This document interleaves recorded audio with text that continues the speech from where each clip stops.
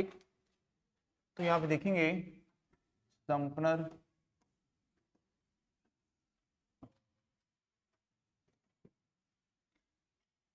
Test या back to back test.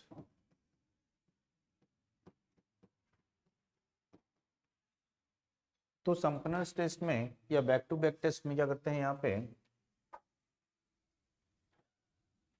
Two identical transformer का use करते हैं। ठीक है, तो यहाँ पे ये एक ट्रांसफॉर्मर है, ये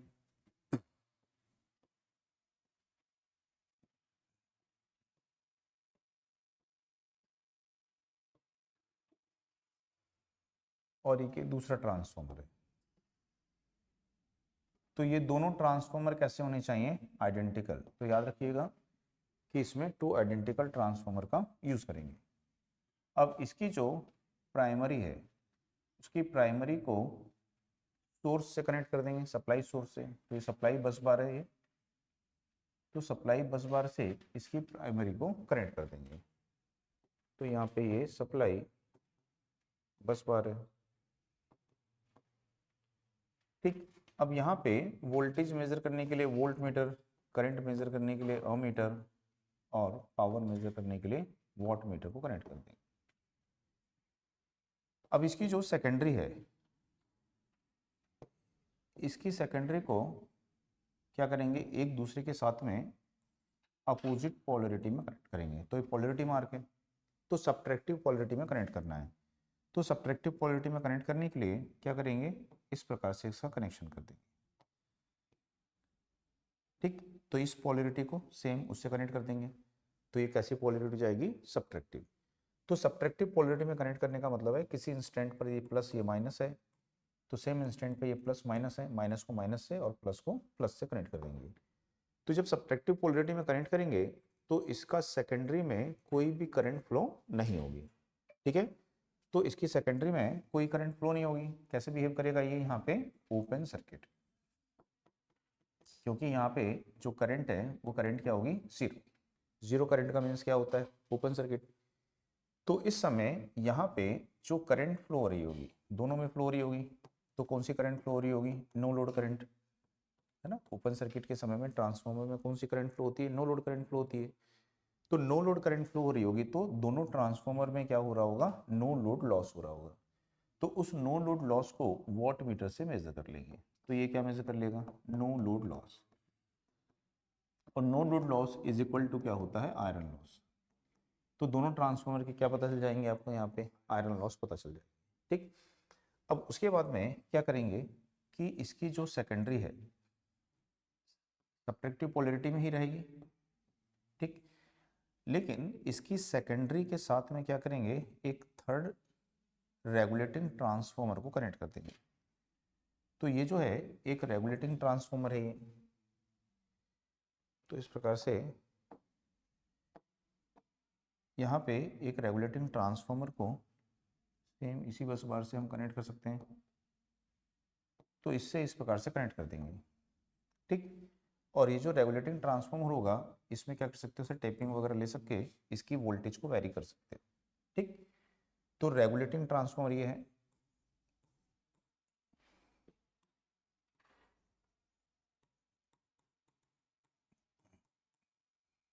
तो इस रेगुलेटिंग ट्रांसफार्मर की प्राइमरी में ईएमएफ इंड्यूस्ड होगी, इसके कारण इसकी सेकेंडरी में ईएमएफ इंड्यूस्ड होगी।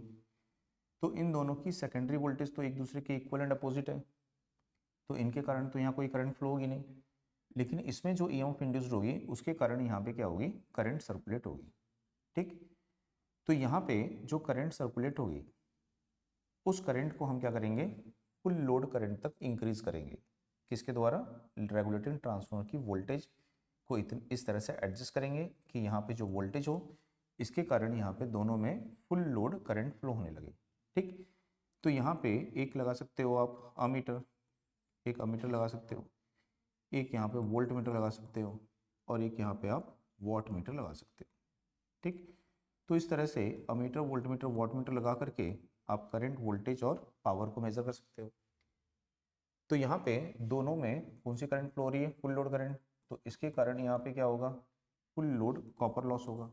ठीक, यहाँ पे भी क्या होगा, फुल लोड कॉपर लॉस होगा। ठीक, और इसी का कंपोनेंट I2S कहाँ फ्लो होगा, प्राइमरी में। तो प्राइमरी में भी क्या होगा, यहाँ पे लॉस होगा। तो प्राइमरी में इस लूप में यहाँ पे जो करंट है I2 वो यहाँ पे फ्लो होगी। तो प्राइमरी सेकेंडरी दोनों में क्या होगा, फुल लोड कॉपर लॉस होगा। और उस कॉपर लॉस को कौन मेजर करेगा, वॉट मीटर। तो ये क्या मेजर करेगा यहाँ पे, फुल लोड कॉपर लॉस। ठीक, तो हमको no load loss means iron loss भी मिल गया, कॉपर लॉस भी मिल गया। तो क्या पता कर सकते हो आप, एफिशिएंसी। तो इस टेस्ट के द्वारा हम क्या डिटरमाइन कर सकते हैं,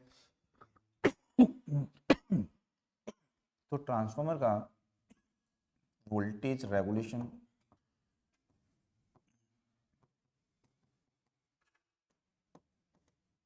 एफिशिएंसी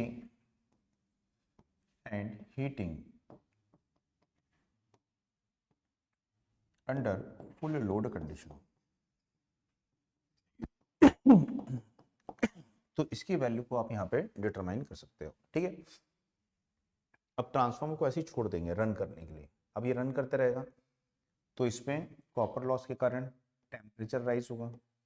ठीक, आयरन लॉस के कारण टेम्परेचर राइज होगा। तो ऐसे छोड़ देंगे तो टेम्परेचर शुरू में ऐसे इंक्रीज होगा, और इंक्रीज होने के बाद फिर क्या होगा, कांस्टेंट हो जाएगा। तो हमको ये पता चल जाएगा कि इसमें जो टेम्परेचर राइज कितना होगा। ठीक है, तो यदि हमको वोल्टेज रेगुलेशन निकालना है, एफिशिएंसी निकालनी है, तो ये तो हम किससे भी निकाल सकते हैं। ठीक है, open circuit test, short circuit test जो पढ़े हो, है ना। लेकिन यदि हमको heating under full load condition चाहिए, तो उन दोनों टेस्ट से आपको ये नहीं मिलेगा। तो इस टेस्ट का यूज मेनली हम काय के लिए करते हैं, तो ट्रांसफार्मर का heating under full load condition या temperature rise under full load condition को डिटरमाइन करने के लिए इसका यूज करते हैं। आई बात समझ में। तो इसमें क्या याद रखना है कि इसमें कितने ट्रांसफार्मर का यूज करते हैं, 2। दोनों कैसे होने चाहिए, आइडेंटिकल होने चाहिए, और दोनों की सेकेंडरी को एक दूसरे के बैक में सब्ट्रैक्टिव पोलैरिटी में कनेक्ट करते हैं। ठीक, और क्या डिटरमाइन करते हैं ये याद रखिए, मेन काय के लिए यूज करते हैं इसका, heating under full load condition. ठीक, अब यहाँ पे ट्रांसफार्मर की जो रेटिंग है सबको पता है कि किसमें होती है, केवीए में। तो ट्रांसफार्मर की रेटिंग केवीए में क्यों होती है, क्योंकि इसका जो आयरन लॉस है वोल्टेज के डायरेक्टली प्रोपोर्शनल होता है, और जो कॉपर लॉस है वो स्क्वायर के। तो आयरन और कॉपर लॉस किस पर डिपेंड करते हैं, वोल्टेज और करंट पर। ठीक, यानी कि वोल्ट एम्पियर पर डिपेंड करते हैं। यदि वोल्ट एम्पियर को cos फाई से मल्टीप्लाई करते तो क्या बन जाता, ये वॉट बन जाता। तो यहाँ पे जो लॉस है ये पावर फैक्टर पर डिपेंड नहीं करते हैं, तो फिर ये वॉट नहीं बनेगा, ये क्या रहेगा, वोल्ट एम्पियर ही रहेगा। ठीक है, तो ट्रांसफार्मर के जो टोटल लॉस हैं वो पावर फैक्टर पर डिपेंड नहीं करते हैं, इसलिए इसकी रेटिंग हम किस में लेते हैं, वोल्ट एम्पियर में लेते हैं, वॉट में नहीं लेते हैं। ठीक है ना। या फिर बोलेगा एसी मशीनों की रेटिंग्स किस में ली जाती है, तो एसी मशीनों की रेटिंग नॉर्मली वोल्ट एम्पियर में लेते हैं, केवीए एमवीए में लेते हैं, और डीसी मशीनों की किस में लेते हैं, किलोवाट में लेते हैं। इसके बाद में जो हमारा ये ट्रांसफार्मर है, इस ट्रांसफार्मर में जो ये आयरन लॉस हो रहे हैं, इन आयरन लॉस को क्या कर सकते हैं हम यहाँ पे सेपरेट कर सकते हैं। तो सेपरेशन ऑफ आयरन लॉस हम कैसे यहाँ पे करेंगे, तो यहाँ पे देखेंगे कि effect of frequency variation on hysteresis and eddy current loss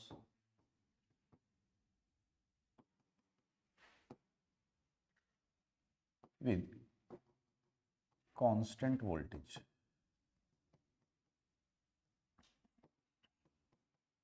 ठीक, तो ट्रांसफॉर्मर जो होता है, इस ट्रांसफॉर्मर में E इजल टू क्या होता है, 4.44 फाई एम एफ एन। तो यहाँ पे देखेंगे ये कांस्टेंट है, ये कांस्टेंट है, तो जो फ्लक्स होती है वो प्रोपोर्शनल टू क्या होती है, E अपॉन एफ, या बोल सकते हैं V अपॉन एफ रेशियो होती है। तो यदि हम यहाँ पे V अपॉन एफ को कांस्टेंट रखते हैं तो इसकी मेन फ्लक्स या बोल सकते हो फ्लक्स डेंसिटी, इसकी वैल्यू क्या रहेगी, कांस्टेंट रहेगी। तो ट्रांसफार्मर में V अपॉन एफ रेशियो को कांस्टेंट रख के इसकी मैक्सिमम फ्लक्स डेंसिटी यानी कि पीक फ्लक्स को हम क्या रख सकते हैं, यहाँ पे कांस्टेंट रख सकते हैं। ठीक है, अगर ये कांस्टेंट नहीं है तो मैक्सिमम फ्लक्स जो है फिर वो कांस्टेंट वहाँ पे नहीं रहेगी। ठीक है, इनका रेशियो जो है, इनका जो रेशियो है ये क्या होना चाहिए, कांस्टेंट होना चाहिए। यदि फ्रीक्वेंसी को डबल कर रहे हो तो वोल्टेज भी डबल करोगे, या फ्रीक्वेंसी को हाफ कर रहे हो तो वोल्टेज को भी हाफ करोगे, तभी ये कांस्टेंट होगा और तभी यहाँ पे मैक्सिमम या पीक फ्लक्स डेंसिटी जो है वो कांस्टेंट होगी। ठीक, तो जैसे कि ट्रांसफार्मर में जो हिस्टैरिसीस लॉस होता है ये डायरेक्टली, या पहले एडी करंट देख लेते हैं। ट्रांसफार्मर में जो एडी करंट लॉस होता है ये डायरेक्टली प्रोपोर्शनल टू क्या होता है, जो मैक्सिमम फ्लक्स डेंसिटी का स्क्वायर एंड फ्रीक्वेंसी का स्क्वायर। ठीक है, बाकी पैरामीटर भी होते हैं लेकिन वो कांस्टेंट हो जाते हैं। ठीक है, यदि लिखना है तो पूरा लिख सकते हो आप कि एडी करंट लॉस जो होता है कांस्टेंट के पे डिपेंड करता है, मैक्सिमम फ्लक्स डेंसिटी का स्क्वायर होता है, frequency, thickness and volume of core material, इतना वॉट होता है। अब ये कांस्टेंट है, ये भी कांस्टेंट है, ये भी कांस्टेंट है। ठीक है, वॉल्यूम भी कांस्टेंट है, थिकनेस भी कांस्टेंट है, नेचर ऑफ मटेरियल भी कांस्टेंट है। तो फिर ये कांस्टेंट सब गए तो इन कांस्टेंट के अगेंस्ट क्या लगा देंगे, प्रोपोर्शनलिटी। तो ये मैक्सिमम फ्लक्स डेंसिटी का स्क्वायर और क्या होगा, अब मैक्सिमम फ्लक्स डेंसिटी किस पे डिपेंड करती है, V अपॉन एफ रेशियो पे। तो मैक्सिमम फ्लक्स डेंसिटी जो है वो V अपॉन एफ रेशियो पे डिपेंड करती है। ठीक, तो ये दोनों क्या हो जाएंगे, कैंसिल। तो एडी करंट लॉस क्या होगा, तो याद रखना है कि यदि फ्रीक्वेंसी कांस्टेंट है, ठीक है, यदि फ्रीक्वेंसी कैसी है, कांस्टेंट है, सॉरी फ्रीक्वेंसी कौन सा बोल रहे हैं, यदि फ्रीक्वेंसी को हम वेरी कर रहे हैं, फ्रीक्वेंसी को क्या कर रहे हैं, वेरी कर रहे हैं, और हमारी वोल्टेज कांस्टेंट है तो एडी करंट लॉस क्या रहेगा, कांस्टेंट रहेगा। ठीक है, यानी कि कांस्टेंट वोल्टेज, वोल्टेज की वैल्यू कांस्टेंट रखते हुए फ्रीक्वेंसी को यदि हम इंक्रीज करते हैं या डिक्रीज करते हैं तो जो एडी करंट लॉस है उसमें कोई चेंज नहीं होगा। तो एडी करंट लॉस फ्रीक्वेंसी के वेरिएशन से क्या होता है, इंडिपेंडेंट होता है। आई बात समझ में, लेकिन यदि वोल्टेज को वेरी करोगे तो इसकी वैल्यू क्या होगी, चेंज हो जाएगी। यदि बोलता है कि वोल्टेज को आप 10%, ठीक है, इंक्रीज कर रहे हो, परसेंटेज में 10% इंक्रीज कर रहे हो वोल्टेज को, तो एडी करंट लॉस कितना हो जाएगा, 21% इंक्रीज हो जाएगा। ठीक है, और यदि वोल्टेज को आप क्या कर रहे हो, डिक्रीज कर रहे हो 10%, तो क्या हो जाएगा, वो 19% डिक्रीज हो जाएगा। ठीक है, तो एडी करंट लॉस वोल्टेज के स्क्वायर के क्या होता है, डायरेक्टली प्रोपोर्शनल होता है। कब, यदि उसकी फ्लक्स डेंसिटी कांस्टेंट नहीं है। तो यदि फ्लक्स डेंसिटी कांस्टेंट नहीं होती है, ठीक है, तो एडी करंट लॉस जो है वो फ्रीक्वेंसी के से तो इंडिपेंडेंट होता है लेकिन वोल्टेज के स्क्वायर के डायरेक्टली प्रोपोर्शनल होगा। ठीक, यदि फ्लक्स डेंसिटी भी कांस्टेंट होती यदि फ्लक्स डेंसिटी भी कांस्टेंट होती तो एडी करंट लॉस फिर किससे डिपेंड करता, तो यदि फ्लक्स डेंसिटी कांस्टेंट होगी तो एडी करंट लॉस फिर किस पर डिपेंड करेगा, फ्रीक्वेंसी के स्क्वायर के डायरेक्टली प्रोपोर्शनल होगा। आई बात समझ में, तो इसको आपको यहाँ पे याद रखना। दूसरा यहाँ पे देखेंगे कि जो हिस्टैरिसीस लॉस होता है, ये मैक्सिमम फ्लक्स डेंसिटी की पावर क्या होती है, 1.6 frequency volume of core material. ठीक, इतना वॉट होता है, तो इसमें ये कांस्टेंट है, ये कांस्टेंट है, तो जो हिस्टैरिसीस लॉस है वो डायरेक्टली प्रोपोर्शनल टू क्या होगा, तो यदि फ्लक्स डेंसिटी कांस्टेंट नहीं है तो इसकी वैल्यू रख दोगे, तो V अपॉन एफ रख दोगे, तो कि V की पावर 1.6 एफ की पावर 1.6 इंटू फ्रीक्वेंसी, सिंप्लीफाई करोगे तो V की पावर 1.6 और एफ की पावर क्या आएगी। तो यदि हम देखेंगे यहाँ पे कि इसकी वैल्यू को यदि इंक्रीज करेंगे तो ये क्या होगा। ठीक है, तो यदि बोलता है कि ट्रांसफॉर्मर की वोल्टेज को कांस्टेंट रखते हुए, ठीक है, फ्रीक्वेंसी की वैल्यू को इंक्रीज करते हैं तो उसका टोटल आयरन लॉस क्या होगा, डिक्रीज हो जाएगा। ठीक, तो यदि वोल्टेज की वैल्यू को कांस्टेंट रखते हैं, इसको कांस्टेंट रखते हो और फ्रीक्वेंसी को इंक्रीज करते हुए, तो जो टोटल आयरन लॉस होगा इसकी वैल्यू क्या हो जाएगी? ठीक, तो टोटल आयरन लॉस यानी दोनों आ जाएंगे, तो ये क्या होगा? डिक्रीज हो जाएगा। लेकिन यदि बोलता है कि वोल्टेज को कांस्टेंट रखते हुए फ्रीक्वेंसी को इंक्रीज या डिक्रीज करते हैं, तो एडी करंट लॉस क्या होता है? अनचेंज। फ्रीक्वेंसी इंक्रीज करने पर हिस्टैरिसीस लॉस डिक्रीज होता है और फ्रीक्वेंसी डिक्रीज करने पर इंक्रीज हो जाता है। आई बात समझ में? तो ये कब होता है? जब फ्लक्स डेंसिटी कांस्टेंट नहीं है। जब फ्लक्स डेंसिटी कांस्टेंट नहीं है, सिर्फ क्या कांस्टेंट है? वोल्टेज कांस्टेंट है। यदि फ्लक्स डेंसिटी कांस्टेंट होती तो फ्लक्स डेंसिटी भी प्रोपोर्शनलिटी में आएगी, तो जो हिस्टैरिसीस लॉस होगा वो डायरेक्टली प्रोपोर्शनल टू क्या हो जाएगा? तो ये कब होगा? जब फ्लक्स डेंसिटी कांस्टेंट होगी। ठीक है, तो आप इसको याद रख सकते हो कि एट कांस्टेंट वोल्टेज, ठीक है, at constant voltage but variable flux density, ठीक है, ये वेरिएबल होगी, की कंडीशन में जो एडी करंट लॉस होता है ये होता है इंडिपेंडेंट,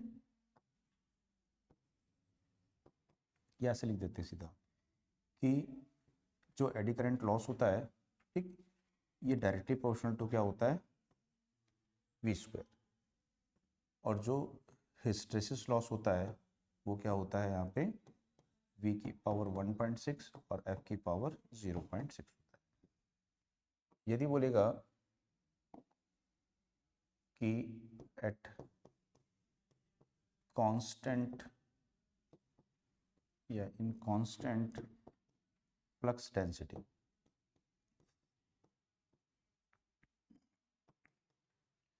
यदि फ्लक्स डेंसिटी की वैल्यू को क्या रख देंगे हम यहाँ पे? कांस्टेंट रख देंगे। तो यदि फ्लक्स डेंसिटी कांस्टेंट हो जाएगी तो जो एडी करंट लॉस है ये फ्रीक्वेंसी के क्या होगा, और जो हिस्टैरिसीस लॉस है वो फ्रीक्वेंसी के क्या होगा?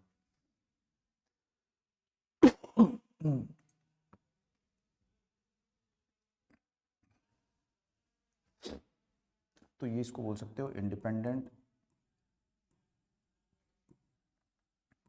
Of frequency variation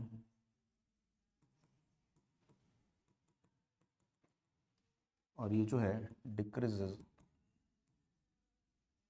with increase in frequency.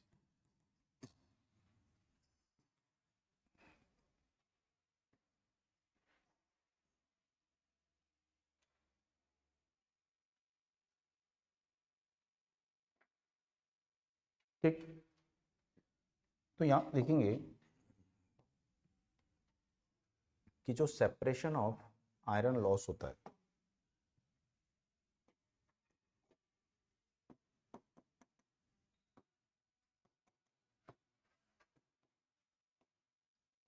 तो सेपरेशन ऑफ आयरन लॉस के लिए यहाँ पे क्या होना चाहिए?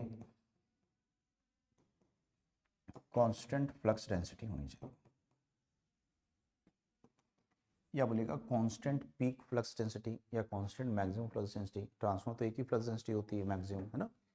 तो इसकी वैल्यू क्या होनी चाहिए? यहाँ पे कांस्टेंट होनी चाहिए, यानी कि V अपॉन एफ रेशियो जो है ये क्या होना चाहिए? कांस्टेंट होना चाहिए।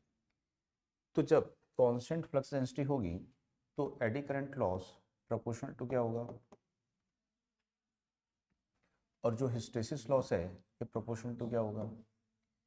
तो इस प्रोपोर्शनलिटी को ओपन करेंगे तो यहाँ पे क्या मिल जाएगा? Constant B। और यहाँ पे इस प्रोपोर्शनलिटी को ओपन करेंगे तो क्या मिल जाएगा? एक कांस्टेंट A मिल जाएगा। ठीक, तो ये इसका इक्वेशन यहाँ पे होगा। तो इसके द्वारा हम क्या कर सकते हैं यहाँ पे? तो इसके द्वारा हम क्या कर सकते हैं यहाँ पे? जो आयरन लॉस है उसको सेपरेट कर सकते हैं। ठीक है, तो आयरन लॉस को क्या कर सकते हो आप यहाँ पे? सेपरेट कर सकते हो। तो आयरन लॉस को सेपरेट करने के लिए आपको किसकी आवश्यकता पड़ेगी? कांस्टेंट ए और कांस्टेंट बी की आवश्यकता पड़ेगी। यदि ये कांस्टेंट आपको पता है तो किसी भी फ्रीक्वेंसी पे क्या निकाल सकते हो, एडी करंट लॉस और हिस्टैरिसीस लॉस को कैलकुलेट कर सकते हो। ठीक, तो सबसे पहले कांस्टेंट ए और बी को आपको निकालना पड़ेगा। तो यदि हम देखें यहाँ पे कि जो टोटल आयरन लॉस होगा वो क्या होगा, hysteresis loss plus eddy current loss. Total iron loss क्या हो जाएगा, A F plus B F square हो जाएगा, या iron loss by frequency is equal to क्या होगा, A plus B into F हो जाएगा। ठीक, तो यहाँ पे हम देखेंगे कि ये क्या बता रहा है, आयरन लॉस और फ्रीक्वेंसी के रेशियो को, और ये किसकी वैल्यू को बता रहा है, यहाँ पे कांस्टेंट ए की वैल्यू को बता रहा है। ठीक है ना, तो यहाँ पे जो आयरन लॉस होता है इसकी वैल्यू इतनी क्या है, ये फिक्स्ड है, कांस्टेंट है। तो इतना जो आयरन लॉस है ये क्या है, ये कांस्टेंट है। ये तो ये किसके बराबर है, कांस्टेंट ए के बराबर है ना। Total iron loss sum of क्या है, कांस्टेंट ए और प्लस क्या है, कांस्टेंट बी इंटू फ्रीक्वेंसी। इसके बाद यदि हम, ठीक है, फ्रीक्वेंसी की वैल्यू को इंक्रीज करते हैं तो जो कौन सा लॉस इंक्रीज होगा यहाँ पे, तो एडी करंट लॉस की वैल्यू क्या होगी, फ्रीक्वेंसी के लीनियरली इंक्रीज होगी। आई बात समझ में। तो यहाँ पर आपको यदि कैलकुलेशन करना है तो मैंने इसमें क्लास में आपको न्यूमेरिकल कराए हैं, तो उसको याद रखिएगा कि जब भी आपको एडी करंट लॉस को कैलकुलेट करना है तो सबसे पहले क्या निकालना है, कांस्टेंट बी, और इसको कैलकुलेट करना है तो क्या चाहिए, constant A.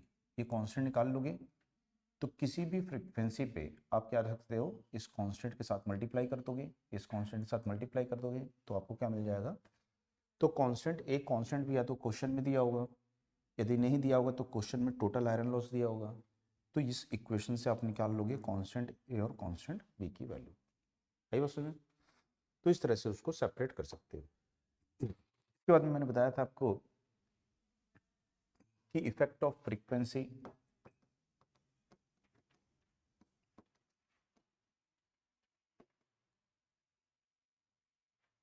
In physical size of transformer.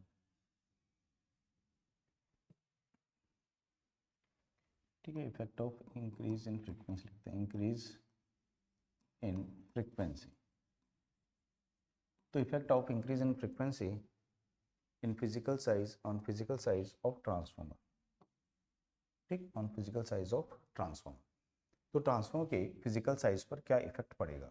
तो ट्रांसफॉर्मर का जो फिजिकल साइज है, ठीक है, वो किस पर डिपेंड करता है, उसकी फ्लक्स डेंसिटी पर डिपेंड करता है ना। कि जो हम ट्रांसफॉर्मर बना रहे हैं, इस ट्रांसफॉर्मर को बनाने के लिए हम जो मटेरियल यूज़ कर रहे हैं उस मटेरियल की फ्लक्स डेंसिटी कितनी है। ठीक, तो यहाँ पे यदि उस मटेरियल की फ्लक्स डेंसिटी ज़्यादा है, ठीक, तो ये क्या है, हमारी मैक्सिमम फ्लक्स। तो कोर का डिटर्मिनेशन हम किसके बेसिस पे करते हैं, मैक्सिमम फ्लक्स के बेसिस पे करते हैं। ठीक है, तो यदि हमारे मटेरियल की फ्लक्स डेंसिटी हायर है, हायर फ्लक्स डेंसिटी का मटेरियल यूज़ कर रहे हैं, ठीक है, तो सेम मैक्सिमम फ्लक्स के लिए क्रॉस सेक्शन ऑफ कोर क्या करना पड़ेगा, रिड्यूस करना पड़ेगा। ठीक है, तो ट्रांसफॉर्मर में जो यहाँ पे फ्लक्स डेंसिटी होती है, ठीक, तो जो फ्लक्स डेंसिटी होगी ये क्या होती है, मैक्सिमम फ्लक्स अपॉन क्या होता है, एरिया होता है। ठीक है, तो यदि हम देखेंगे कि यदि एरिया हमको चाहिए तो एरिया हम कैसे निकालेंगे, तो एरिया बराबर क्या हो जाएगा, तो maximum flux density, sorry maximum flux upon क्या हो जाएगा, मैक्सिमम फ्लक्स डेंसिटी हो जाएगा। तो यदि हम सेम फ्लक्स प्रोड्यूस करने के लिए, ठीक है, इसको कांस्टेंट है, ये कांस्टेंट है आपके लिए, यदि higher flux density material use करते हो तो उसका क्रॉस सेक्शन एरिया क्या हो जाता है, रिड्यूस हो जाता है।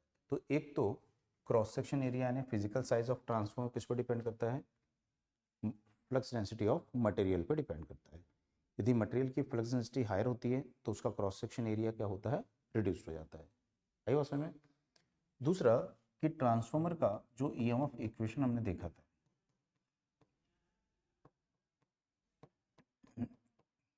ठीक, तो यहाँ पे ये कांस्टेंट है, ये कांस्टेंट है, तो जो मैक्सिमम फ्लक्स होगी ये क्या हो जाएगी, proportional to E upon F हो जाएगी। ठीक। तो यदि हमारी फ्रीक्वेंसी की वैल्यू को इंक्रीज करते हैं तो मैक्सिमम फ्लक्स क्या हो जाएगी, डिक्रीज हो जाएगी।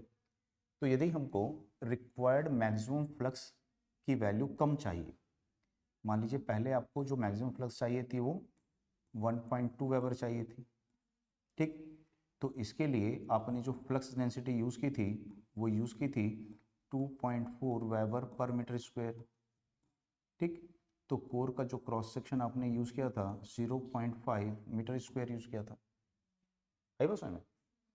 लेकिन अब जो हमारी ये मैक्सिमम फ्लक्स है उसकी वैल्यू क्या होगी, कम हो जाएगी। तो यदि मैक्सिमम वैल्यू कम हो गई 0.6 वेबर हो गई, ठीक। हमारा मटेरियल का फ्लक्स डेंसिटी सेम है ना। तो अब हमारा जो require value of core material है उसकी वैल्यू क्या हो जाएगी, यहाँ पे एरिया कम हो जाएगा। तो एरिया कम होगा, ठीक है। तो ट्रांसफार्मर का जो फिजिकल साइज है वो क्या होगा, छोटा हो जाएगा। वॉल्यूम ऑफ मटेरियल क्या होगा, कम हो जाएगा। तो यदि हम हायर फ्रीक्वेंसी के लिए ट्रांसफार्मर को डिज़ाइन करते हैं तो required value of maximum flux क्या हो जाएगी, कम हो जाएगी, है ना। ये कब होगा, ट्रांसफार्मर बनाने से पहले, बनने के बाद नहीं। तो ट्रांसफार्मर बनाने से पहले यदि हम ट्रांसफार्मर को हायर फ्रीक्वेंसी के लिए डिज़ाइन करते हैं तो required value of maximum flux क्या होगी, डिक्रीज हो जाएगी। तो required value of maximum flux यदि डिक्रीज होती है तो सेम फ्लक्स डेंसिटी मटेरियल के लिए हमको वॉल्यूम ऑफ मटेरियल क्या लेना पड़ेगा, फिर कम लेना पड़ेगा, ठीक। तो ट्रांसफार्मर का फिजिकल साइज क्या होगा, वहाँ पे डिक्रीज हो जाएगा। तो ये याद रखना है कि फ्रीक्वेंसी की वैल्यू इंक्रीज होने पर, ठीक है, तो ट्रांसफार्मर का जो फिजिकल साइज है इसकी वैल्यू क्या होती है, यहाँ पे डिक्रीज होती है, ठीक। दूसरा याद रखना है कि ट्रांसफार्मर की जो केवीए रेटिंग है ये फ्रीक्वेंसी की क्या होती है, ठीक। तो यदि बना हुआ ट्रांसफार्मर है, मैन्युफैक्चर्ड ट्रांसफार्मर, रेडी ट्रांसफार्मर है, और उस ट्रांसफार्मर को हम हायर फ्रीक्वेंसी पर ऑपरेट करेंगे, ठीक है, तो उसकी केवी रेटिंग क्या हो जाएगी, बढ़ जाएगी, ठीक है। तो याद रखना है केवी रेटिंग जो है फ्रीक्वेंसी की क्या होती है, डायरेक्टली प्रोपोर्शनल होती है, ठीक। तो इतना सब पता है आप लोग को। तो इस बेसिस पे न्यूमेरिकल्स यदि आएंगे तो बन जाएगा वो, है ना। इसके बाद में देखे थे लॉसेस इन ट्रांसफार्मर। तो ट्रांसफार्मर में कितने टाइप्स के लॉस होते हैं, टू, ठीक। मेनली टू लॉस होते हैं इसमें। एक होता है इसमें आयरन लॉस। तो ये कैसा लॉस होता है, कांस्टेंट लॉस। टोटल लॉस का कितना होता है, 50% ऑफ टोटल लॉस। तो ये जो लॉस है 15% ऑफ टोटल लॉस होता है, ठीक। तो सबको पता है कि ये लॉस जो हैं टू टाइप्स के होते हैं। तो अभी देखे थे यहाँ पे एक होता है एडी करंट लॉस जो इज इक्वल टू होता है कांस्टेंट के मैक्सिमम डेंसिटी का square, frequency square, thickness square, volume of core material, ठीक। और दूसरा होता है हिस्टेरिसिस लॉस, ये होता है ईटा मैक्सिमम फ्लक्स डेंसिटी की power 1.6 frequency volume of core material, ठीक। तो यहाँ पे देखेंगे कि जो एडी करंट लॉस है इसको हम कैसे रिड्यूस करते हैं, तो थिकनेस, किसकी थिकनेस, लैमिनेटेड कोर।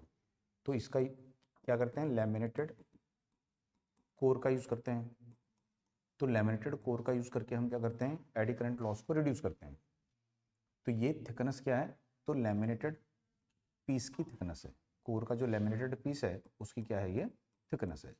किसके द्वारा लैमिनेट करते हैं, वार्निश, इंसुलेटिंग मटेरियल वार्निश के द्वारा क्या करते हैं, इंसुलेट करते हैं इसको, ठीक। जो एडी करंट लॉस होता है इस एडी करंट लॉस को और कैसे कम कर सकते हैं, तो रेजिस्टेंस या रेजिस्टिविटी ऑफ क्या करेंगे, कोर मटेरियल को यूज करेंगे। तो हायर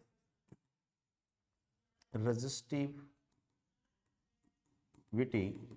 कोर मटेरियल, यदि higher resistivity core material use करते हैं तो क्या होगा, एडी करंट कम हो जाएगी और एडी करंट लॉस क्या होगा, कम हो जाएगा। तो जो हाई फ्रीक्वेंसी ट्रांसफॉर्मर होते हैं, हाई फ्रीक्वेंसी ट्रांसफॉर्मर, इसमें हम किसका यूज़ करते हैं, फेरिट कोर का, क्योंकि इसकी इलेक्ट्रिकल रेजिस्टिविटी क्या होती है, हाई। तो इसके कारण जो ये लॉस है ये क्या होगा वहाँ पे कम हो जाएगा। तो जो एसएमपीएस पावर सप्लाई है उसमें किसकी ट्रांसफार्मर का यूज़ करते हैं, फेरिट को ट्रांसफार्मर का यूज़ करते हैं। ठीक, जो हिस्टेरेसिस लॉस है इसको कैसे रिड्यूस करेंगे, तो सिलिकॉन का यूज़ करते हैं। सिलिकॉन किस में ऐड करते हैं, स्टील। तो स्टील में सिलिकॉन ऐड करके क्या करते हैं, इसको रिड्यूस करते हैं, जिसको हम बोलते हैं सिलिकॉन स्टील। ठीक है, तो percentage of silicon should not be greater than 5%। तो 5% से ज़्यादा सिलिकॉन का परसेंटेज नहीं होना चाहिए, नहीं तो स्टील क्या होती है, ब्रिटल हो जाती है, भंगुर हो जाती है। ठीक है, तो इस तरह से ये 2 लॉसेस होते हैं और इनको हम यहाँ पे रिड्यूस करते हैं। ठीक, दूसरा जो होता है कॉपर लॉस होता है। तो कॉपर लॉस क्या होता है, करंट पर डिपेंड करता है या रेजिस्टेंस पर डिपेंड करता है। तो इसी को क्या बोलते हो, ओहमिक लॉस बोलते हैं। तो ये जो है ओहमिक लॉस है, ये जो है वेरिएबल लॉस है। ठीक, और ये जो है 85% ऑफ टोटल लॉस है एट फुल लोड। ठीक है, तो फुल लोड पर जो टोटल लॉस है उसका 85% क्या होता है, कॉपर लॉस होता है। ठीक है, तो यदि ये जो है लोड पे डिपेंडेंट है, ये किस पे डिपेंडेंट है, लोड पे। तो हम देखेंगे कि यदि नो लोड होता है, ट्रांसफार्मर जब नो लोड पे होता है, ठीक है, तो उसमें क्या होता है, आयरन लॉस होता है, उसमें यहाँ पे आयरन लॉस होता है, एंड जो कॉपर लॉस होता है ये नेग्लिजिबल होता है। ठीक, तो ये बोलेगा कि नो लोड पर कॉपर लॉस कितना होगा, नेग्लिजिबल, मेनली क्या होगा, आयरन लॉस होगा। ठीक है, लोड इंक्रीज होने पर ये लॉस बढ़ेगा, कॉपर लॉस, है ना। और यदि एट फुल लोड बोलेगा तो फुल लोड पर जो कॉपर लॉस होगा ये ग्रेटर देन क्या होगा, आयरन लॉस। तो टोटल लॉस का 15% ये होगा और टोटल लॉस का 85% ये होगा। ठीक, तो जो कॉपर लॉस होता है, ये कॉपर लॉस को हम बोल सकते हैं कि ये करंट के स्क्वायर के डायरेक्टली प्रोपोर्शनल है, या कॉपर लॉस जो है ट्रांसफार्मर की केवी रेटिंग के स्क्वायर के डायरेक्टली प्रोपोर्शनल है। तो कॉपर लॉस जो है करंट के स्क्वायर के डायरेक्टली प्रोपोर्शनल होता है, या कॉपर लॉस जो है ट्रांसफार्मर की केवी रेटिंग के स्क्वायर के डायरेक्टली प्रोपोर्शनल होता है। दूसरा यहाँ पे देखेंगे कि ट्रांसफार्मर में जो करंट है वो डायरेक्टली प्रोपोर्शनल टू क्या होती है, लोड। ठीक, तो इसीलिए हम यहाँ पे क्या लिख सकते हैं, लोड भी लिख सकते हैं, तो हम लोड का स्क्वायर भी कर सकते हैं यहाँ। ठीक, तो यदि लोड को हाफ कर देगा, तो यदि बोलेगा कि हाफ लोड पर कॉपर लॉस कितना होगा, तो कितना हो जाएगा, लोड का स्क्वायर बाई 4, 1/4 हो जाएगा। ठीक है, 7/8 पर कॉपर लॉस कितना होगा, 7/8 और फुल लोड पर कितना होगा, तो कॉपर लॉस कितना हो जाएगा, तो फुल लोड का कितना हो जाएगा, ये 49/64 हो जाएगा। तो किसी भी लोड पर कॉपर लॉस जो होगा स्क्वायर में चेंज होगा, लोड के स्क्वायर में चेंज होगा कॉपर लॉस, या कॉपर लॉस केवी रेटिंग के स्क्वायर में चेंज होगा। तो ये आपको हमेशा याद रखना है। ठीक है, तो यदि बोला कि full load copper loss 1600 what है, तो हाफ लोड कॉपर लॉस कितना होगा, तो लोड का स्क्वायर हो जाएगा, हाफ का स्क्वायर तो कितना हो जाएगा। ठीक, तो दी फुल लोड कॉपर लॉस 1600 है। ठीक, तो हाफ लोड मतलब क्या हो गया, लोड का हाफ हो गया, तो लोड का हाफ मतलब क्या हो गया, 1/4 हो गया। ठीक, तो कॉपर लॉस क्या होगा, 1/4 हो जाएगा। तो ये आपको यहाँ पे याद रखना है, इसमें से क्वेश्चन भी आएंगे, है ना, आपको कराए भी गए क्लास में, तो इम्पोर्टेंट है, उसको याद रखिए। इसके बाद में कंडीशन फॉर मैक्सिमम एफिशिएंसी होती है।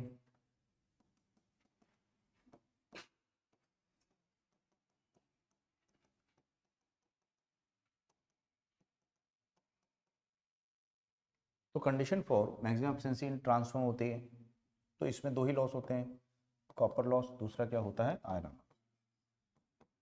तो जब इसमें copper loss is equal to क्या होता है, आयरन लॉस, तो इसकी एफिशिएंसी क्या होती है, मैक्सिमम होती है। तो यदि बोलेगा ट्रांसफार्मर की एफिशिएंसी मैक्सिमम कब होगी, तो जब ट्रांसफार्मर का copper loss is equal to क्या होगा, आयरन लॉस होगा, तो उसकी एफिशिएंसी मैक्सिमम होगी। ठीक, अब जो कॉपर लॉस है इसको क्या बोलेंगे, ठीक, I1 primary current, equivalent resistance refer to primary का स्क्वायर, और आयरन लॉस जो है कैसा है, ये कांस्टेंट लॉस है, आयरन लॉस हो गया ये। ठीक, तो यहाँ पे यदि हमको करंट की वैल्यू को कैलकुलेट करना है तो कैसे कैलकुलेट करोगे, तो आयरन लॉस अपॉन क्या होगा, तो हम बोल सकते हैं यहाँ पे, सॉरी आई स्क्वायर है ये ना, ये आई स्क्वायर है, आई स्क्वायर आर। तो यहाँ पे यदि हमको इस करंट की वैल्यू को कैलकुलेट करना है तो करंट की वैल्यू को हम कैसे कैलकुलेट करेंगे, तो क्या लिखेंगे, square root of iron loss, या आयरन लॉस है, ठीक, और अपॉन क्या होगा, रेजिस्टेंस। तो इन दोनों के रेशियो का स्क्वायर रूट क्या हो जाएगा, करंट। तो प्राइमरी करंट की इस वैल्यू पे, ठीक है, जो ट्रांसफार्मर में कॉपर लॉस है और आयरन लॉस है, इन दोनों की वैल्यू क्या हो जाएगी, इक्वल हो जाएगी। ठीक, तो इसी के बेसिस पे फिर क्या किया गया, एक फार्मूला बना लिया गया जो बताता है ना KV rating of transformer corresponding to maximum efficiency. तो KV rating of transformer corresponding to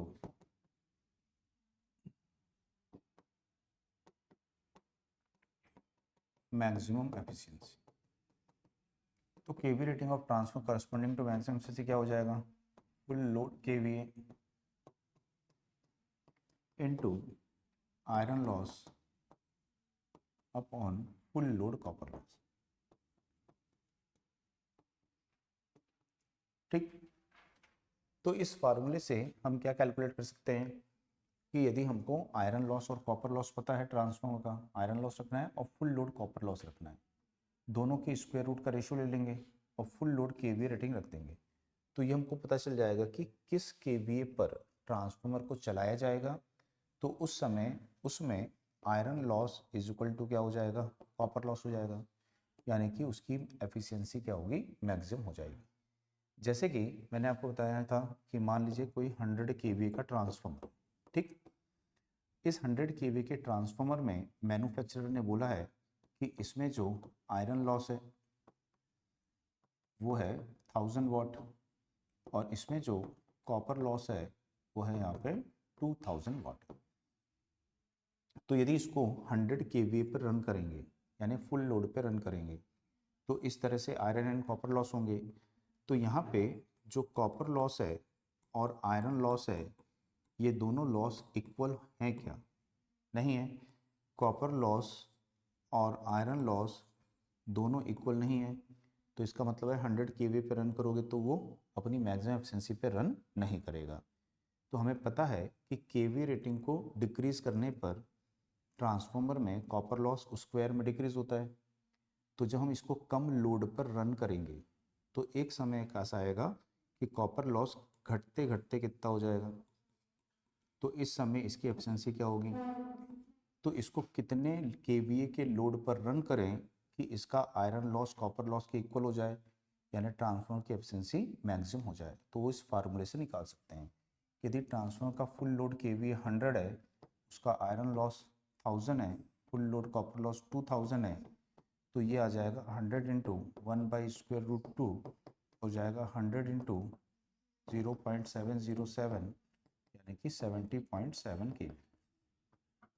यानी कि इस ट्रांसफार्मर को यदि हम 70.7 केवीए के लोड पर रन करेंगे तो उस समय ये दोनों लॉस क्या हो जाएंगे, आपस में इक्वल, और उसकी एफिशिएंसी क्या होगी, मैक्सिमम। तो मैक्सिमम कंडीशन की मैक्सिमम एफिशिएंसी की कंडीशन में उसकी केवी रेटिंग कितनी होनी चाहिए, तो इतने केवी पे रन करने पर मैक्सिमम एफिशिएंसी की कंडीशन आपको मिल पाएगी। इस फार्मूले से हम कैलकुलेट कर पाते हैं। आई बात समझ में।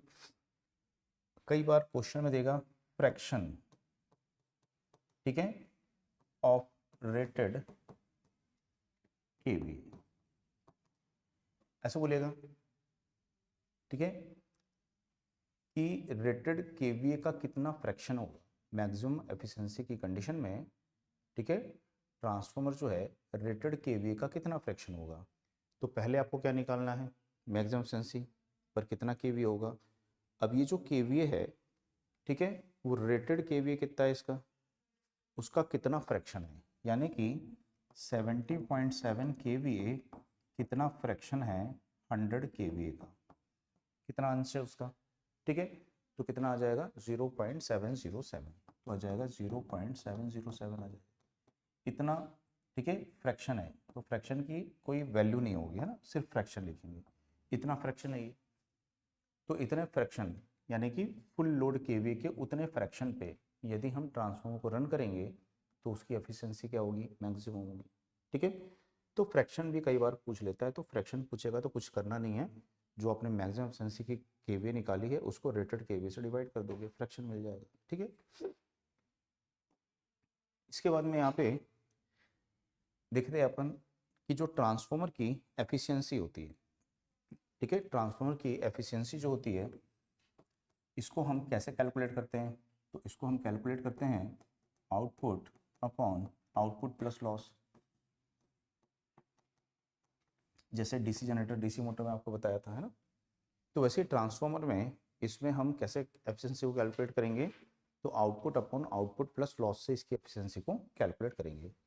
तो ट्रांसफार्मर की जो एफिशिएंसी है ये किस पर डिपेंड करती है, तो ट्रांसफार्मर की एफिशिएंसी डिपेंड करती है magnitude of load and power factor of load, ठीक। तो full load and unity power factor पर इसकी जो एफिशिएंसी है ये कैसी होती है, हायर होती है। तो यदि कोई ट्रांसफार्मर है तो उसकी एफिशिएंसी कब हायर होगी, तो full load and unity power factor पे हायर होगी। यदि लोड की वैल्यू को आप क्या करते हो, डिक्रीज करते हो, या पावर फैक्टर की वैल्यू को आप क्या करते हो, डिक्रीज करते हो, तो उसकी जो एफिशिएंसी है ये भी क्या होगी, डिक्रीज होगी। तो लोड के मैग्नीट्यूड या पावर फैक्टर की वैल्यू को डिक्रीज किया जाएगा तो एफिशिएंसी क्या होगी, डिक्रीज होगी। लोड के मैग्नीट्यूड या पावर फैक्टर को इंक्रीज करेंगे तो एफिशिएंसी क्या होगी, इंक्रीज होगी, ठीक है। ट्रांसफार्मर की जो एफिशिएंसी है ये लोड के पावर फैक्टर पर डिपेंड करती है, लेकिन पावर फैक्टर के लीडिंग या लैगिंग पर ये डिपेंड नहीं करती है, ठीक है। तो पावर फैक्टर लीडिंग हो या लैगिंग हो उससे एफिशिएंसी को कोई मतलब नहीं है, ठीक है। जैसे कि 0.7 लैगिंग एंड 0.7 लीडिंग, इन दोनों पावर फैक्टर पे एफिशिएंसी की वैल्यू क्या होगी, सेम होगी। यदि 0.7 लैगिंग पर एफिशिएंसी 97.5% है तो इस पे भी क्या होगी, 97. तो लैगिंग या लीडिंग पे एफिशिएंसी डिपेंड नहीं करती है, जितना 0.7 लैगिंग पे होगी बाकी पैरामीटर सेम है, तो जितना 0.7 लैगिंग पे होगी तो उन्हीं पैरामीटर्स पे 0.7 लीडिंग पर भी उतनी ही होगी। आई बात समझ में। तो लैगिंग लीडिंग पर यह डिपेंड नहीं करती है, लोड के मैग्नीट्यूड एंड पावर फैक्टर पर डिपेंड करेगी, ठीक है, लेकिन लैगिंग लीडिंग पर यह डिपेंड नहीं करती। तो यदि एफिशिएंसी पावर फैक्टर पर डिपेंड करती है तो फिर उसको कैसे कैलकुलेट करेंगे, तो उसकी एफिशिएंसी के कैलकुलेशन के लिए फार्मूला लिखे थे एक्स, ठीक है, into full load KVA into cos phi, ठीक है। तो इसको मल्टीप्लाई कर देंगे एक्स से, X into load KVA into cos phi plus X square copper loss plus iron loss into 100, ठीक। तो ये एफिशिएंसी परसेंटेज हो जाएगी। तो इस फार्मूले से हम निकाल सकते हैं एफिशिएंसी को। तो ये फार्मूला क्या बताता है कि एफिशिएंसी किस पर डिपेंड करती है, लोड के मैग्नीट्यूड पे। तो एफिशिएंसी किस पर डिपेंड करती है, लोड के मैग्नीट्यूड पे और पावर फैक्टर पर डिपेंड करती है, ठीक। अब यहाँ पे जो एक्स है ये एक्स क्या है, तो ये है actual load upon rated load, actual KVA या रेटेड केवीए, ठीक। जैसे कि एक्चुअली आप जो ट्रांसफार्मर है ना, आपके ट्रांसफार्मर की रेटेड वैल्यू कितनी है, 100 केवीए का ट्रांसफार्मर है, लेकिन आप उसको 100 केवीए के लोडिंग नहीं किए हो, आप उस पर अभी केवल हाफ लोड किए हो, यानी 50 केवीए के लोड पर उसको रन कर रहे हो। ठीक, तो एक्स की वैल्यू क्या होगी, 1/2, तो एक्स की वैल्यू 1/2 यहाँ पे रखेंगे। ठीक, तो एक्चुअल लोड या actual KVA upon rated load या रेटेड केवीए उसको लिखेंगे यहाँ पे। ठीक, तो इससे हम एफिशिएंसी को यहाँ पे कैलकुलेट करते हैं। एक बताया था मैंने, एक होती है ऑल डे एफिशिएंसी।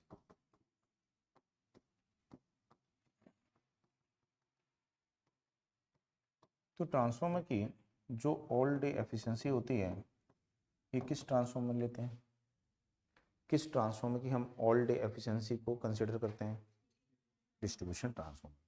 क्योंकि डिस्ट्रीब्यूशन ट्रांसफार्मर में जो लोड होता है वो कांस्टेंट नहीं होता है, वेरिएबल लोड होता है, तो इसके कारण अलग अलग समय पर वो अलग अलग लोड पे वर्क कर रहा है, तो उसकी एफिशिएंसी भी क्या होगी, अलग अलग होगी। ठीक है, तो इसके लिए हमको क्या करना पड़ता है, उसके जैसे वो 4 आवर्स तक फुल लोड पे रन कर रहा है।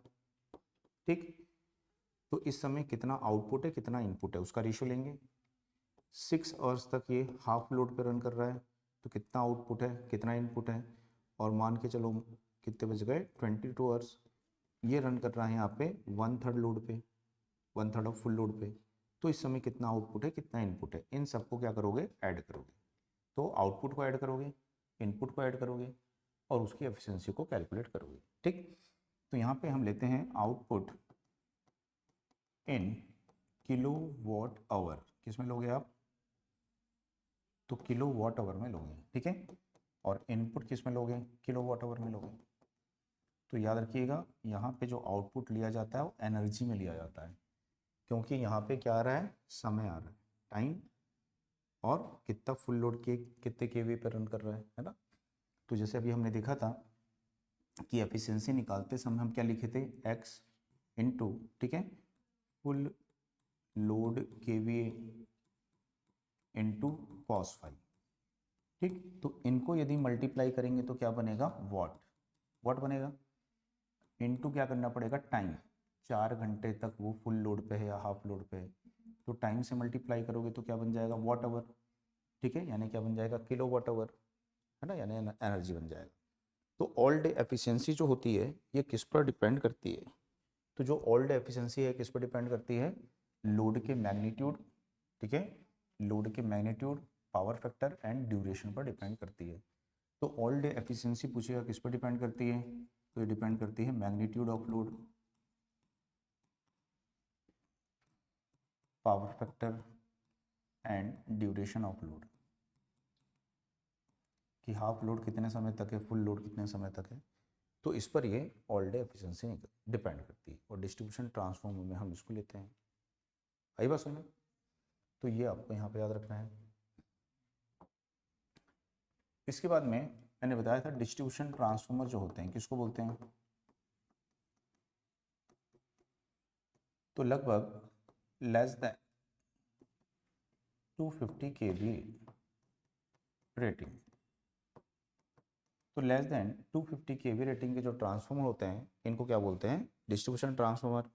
और इनका यूज हम क्या करते हैं, इलेक्ट्रिक पावर के डिस्ट्रीब्यूशन के लिए करते हैं। ठीक, तो इन ट्रांसफार्मर पर लोड हमेशा सेम नहीं रहता है, लोड कैसा होता है, वेरिएबल होता है। ठीक है, तो ये जो ट्रांसफार्मर होते हैं जब इन पर लोड सेम नहीं होता है, लोड वेरी होता है, ठीक है, जो आपके घर के आसपास लगे हुए हैं है ना ट्रांसफार्मर, वो सभी कौन से ट्रांसफार्मर हैं, डिस्ट्रीब्यूशन ट्रांसफार्मर हैं। ठीक है, तो इन पर जो है लोड हमेशा सेम नहीं होता है, वेरिएबल लोड होता है। तो इनके ऊपर कैसा लोड होता है, यहाँ पे वेरिएबल लोड होता है। ठीक, तो मैक्सिमम टाइम ये कितने लोड पे रन करते हैं, हाफ लोड या उससे भी कम लोड पे रन करते हैं। तो इनको किस प्रकार से डिज़ाइन करते हैं, तो इनको डिज़ाइन कैसे करते हैं कि इनकी जो एफिशिएंसी मैक्सिमम होनी चाहिए, ठीक है, वो कब होनी चाहिए, तो 50% लोड पर। ये एफिशिएंसी नहीं है, ये क्या है, लोड है। तो जब वो 50% लोड पर रन करेंगे, ठीक है, तो उनकी एफिशिएंसी क्या होनी चाहिए, मैक्सिमम होनी चाहिए। यानी कि इस समय उनका copper loss is equal to क्या होना चाहिए, आयरन लॉस होना चाहिए। आई बात समझ में। तो डिस्ट्रीब्यूशन ट्रांसफार्मर पे वेरिएबल लोड होगा, कैसे डिजाइन करेंगे कि जब वो 50% लोड पे रन करें तो उनकी एफिशिएंसी क्या होनी चाहिए, मैक्सिमम, यानी इस समय उनका copper loss iron loss equal होना चाहिए। इनमें जो आयरन लॉस है ये 24 आवर्स होने वाला लोड है। आप सेकेंडरी पे लोड कनेक्ट करो या मत करो, प्राइमरी तो कनेक्ट है, वोल्टेज मिल रही है, तो ये लॉस 24 आवर्स होता रहेगा। तो इसलिए इस लॉस को क्या रखते हैं यहाँ पे, मिनिमम रखते हैं। तो इसमें आयरन लॉस को मिनिमम रखा जाता है। ठीक। दूसरा कि इस पे लोड वेरिएबल है और लीकेज रिएक्टेंस प्रोपोर्शनल टू क्या होता है, लोड होता है। ठीक है। तो लोड इंक्रीज होगा, लीकेज रिएक्टेंस इंक्रीज होगा, वोल्टेज ड्रॉप बढ़ जाएगा, तो वोल्टेज रेगुलेशन क्या होगा, पुअर होगा। तो इसके लिए यहाँ पर जो लीकेज रिएक्टेंस होता है इसकी वैल्यू भी क्या होती है, मिनिमम होती है। तो लीकेज रिएक्टेंस को क्या रखते हैं, मिनिमम। क्यों मिनिमम करते हैं, टू इम्प्रूव वोल्टेज रेगुलेशन। तो वोल्टेज रेगुलेशन को इम्प्रूव करने के लिए लीकेज रिएक्टेंस की वैल्यू क्या रखते हैं, यहाँ पे मिनिमम रखते हैं।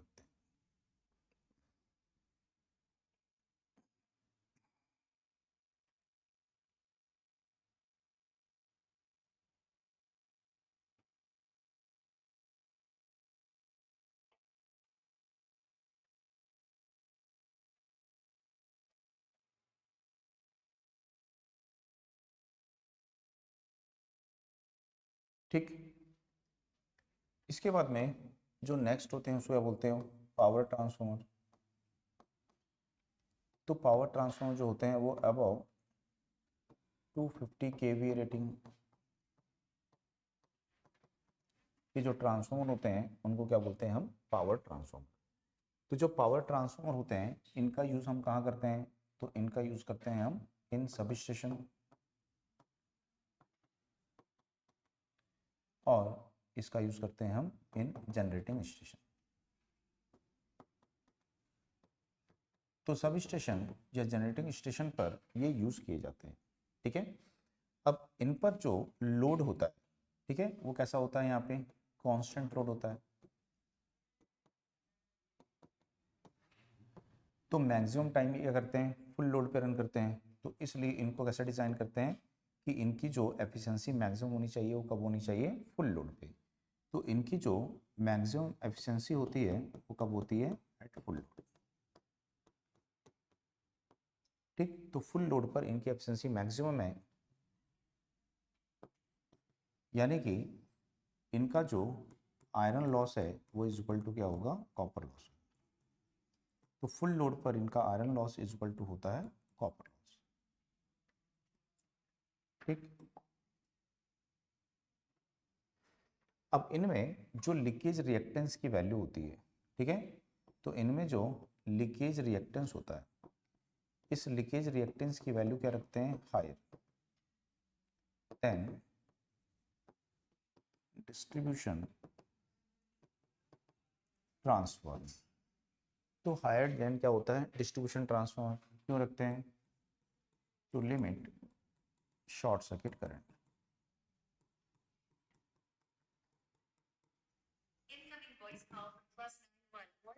ठीक। तो शॉर्ट सर्किट करंट की वैल्यू को लिमिट करने के लिए इनका लीकेज रिएक्टेंस क्या रखते हैं, यहाँ पे हायर रखते हैं। ठीक।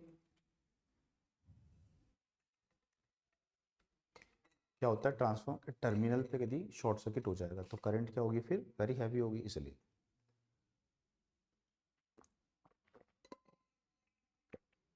नहीं तो फिर क्या है, सीरीज रिएक्टर होते हैं, सीरीज रिएक्टर का फिर यूज करना पड़ता है। ठीक है। अब यहाँ पे जो पर यूनिट, सॉरी परसेंटेज लिखते हैं पहले, जो परसेंटेज रेजिस्टेंस होता है, रिएक्टेंस होता है एंड इम्पिडेंस होता है। तो percentage resistance, reactance and impedance क्या होता है कि जो ट्रांसफॉर्मर है, ट्रांसफॉर्मर की प्राइमरी में क्या फ्लो हो रही है, यहाँ पे करंट। तो ट्रांसफॉर्मर की प्राइमरी में जब करंट फ्लो होती है तो ट्रांसफॉर्मर में जो रेजिस्टेंस है, प्राइमरी का जो रेजिस्टेंस है, इसके कारण क्या होगा, यहाँ पे वोल्टेज ड्रॉप होगा। तो ये जो वोल्टेज ड्रॉप हो रहा है वो रेटेड वोल्टेज का कितना ड्रॉप हो रहा है। ठीक है। फुल लोड करंट के कारण प्राइमरी रेजिस्टेंस में जो वोल्टेज ड्रॉप होगा वो रेटेड वोल्टेज का कितना परसेंट वोल्टेज ड्रॉप होगा, तो इसको क्या बोलते हैं, उसका परसेंटेज रेजिस्टेंस, या क्या बोलते हैं इसको, परसेंटेज रेजिस्टिव ड्रॉप, या इसको बोलते हैं परसेंटेज रेजिस्टिव ड्रॉप इसको बोलते हैं। ठीक, इसी तरह से परसेंटेज रेजिस्टिव ड्रॉप को किससे शो करते हो, वी आर से, वी आर से इसको शो करते हैं।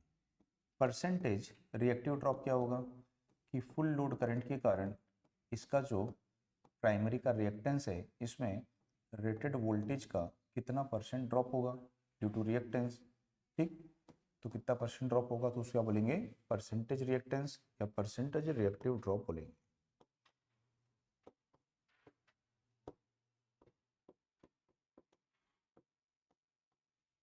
ठीक, तो परसेंटेज रेजिस्टिव ड्रॉप और परसेंटेज रिएक्टिव ड्रॉप होता है। तो यहाँ पे जो मैन्युफैक्चरर होता है वो ट्रांसफार्मर के रेजिस्टेंस, रिएक्टेंस और इम्पिडेंस की वैल्यू कैसे देता है, उसके केवीए रेटिंग के परसेंटेज में देता है। ठीक है, कि ट्रांसफार्मर का जो रेजिस्टेंस है कैसे दिया जाएगा, उसकी केवीए रेटिंग के बेस पर दिया जाएगा कि उसका परसेंटेज रेजिस्टेंस इतना है, उसका रिएक्टेंस इतना है और इसका इम्पिडेंस इतना परसेंट है। तो यहाँ पे हम परसेंटेज को किस में चेंज कर सकते हैं, ओहमिक में, और ओहमिक को किस में चेंज कर सकते हो, परसेंटेज में। ठीक है, तो यदि ओहमिक चाहिए, ये ओहमिक है, इसको हम, इसकी यूनिट है ओम, इसकी कोई यूनिट नहीं है, परसेंटेज लिखेंगे। ठीक है, तो यदि ओहमिक वैल्यू चाहिए तो ओहमिक वैल्यू क्या करोगे कि जो परसेंटेज रेजिस्टेंस है इनटू क्या कर दोगे 100, और अपन क्या कर दोगे यहाँ पे परसेंटेज रेजिस्टेंस इनटू वोल्टेज क्या कर दोगे इनटू वोल्टेज, और अपॉन क्या कर दोगे करंट इनटू 100। तो इससे हम क्या कर देंगे, जो परसेंटेज रेजिस्टेंस यदि है तो उसको किस में चेंज कर सकते हैं, ओहमिक में, और ओहमिक को किस में चेंज कर सकते हैं, परसेंटेज। तो परसेंटेज रिएक्टेंस को किससे डिनोट करते हैं, यहाँ पे वी एक्स से इसको डिनोट करते हैं। ठीक, पर यूनिट रिएक्टेंस क्या होता है, एक्चुअल रिएक्टेंस अपॉन क्या हो जाएगा, बेस रिएक्टेंस। ठीक, तो पर यूनिट यदि आपको चाहिए तो पर यूनिट वैल्यू जो होती है ये क्या होती है, actual value upon base value. तो किसी का भी निकाल सकते हो, per unit resistance, per unit reactance. तो पर यूनिट रिएक्टेंस जो होगा इसको हम क्या बोलेंगे, एक्चुअल रिएक्टेंस अपॉन हो जाएगा बेस रिएक्टेंस।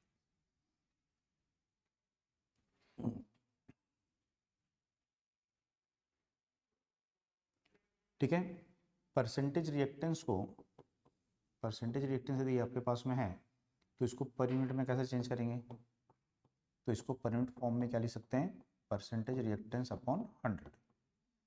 तो परसेंटेज रिएक्टेंस को यदि 100 से डिवाइड कर देंगे तो क्या लिख सकते हो, उसको पर यूनिट रिएक्टेंस लिख सकते हो। ठीक,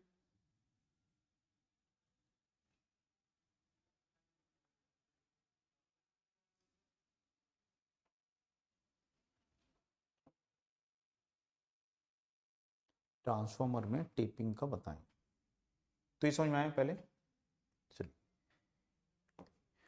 है ना। बाकी जो है वो फिर पावर सिस्टम में आ जाता है ना, बेस एमवीए वगैरह लेते हैं जो, तो इसलिए उसको यहाँ नहीं बता रहा। यहाँ पे देखेंगे इसके बाद में कि जो इसका होता है वोल्टेज रेगुलेशन।